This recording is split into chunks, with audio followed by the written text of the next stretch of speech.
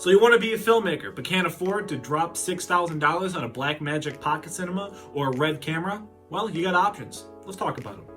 Option number one, and probably the most obvious, is film on your phone.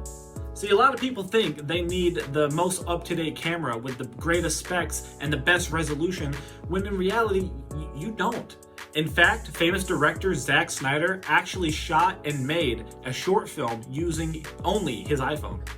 Option number two, if you do have money to burn, consider buying a DSLR. Now, this is actually the very first DSLR I ever bought. It was around $400 and I got it on Amazon. It is a Sony Cybershot.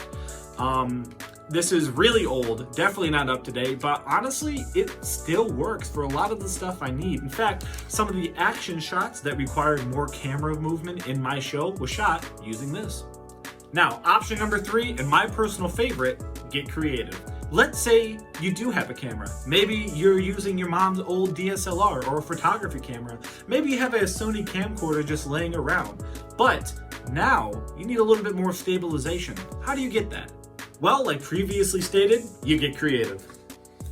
This is a DIY shoulder mount that I made using some plywood and some PVC pipe. Now, for a lot of things, using your hands to shoot some stuff actually kind of works, depending on the kind of style of film you're trying to portray. But if you got around $25 and 15 minutes of time, you can build one of these pretty easily.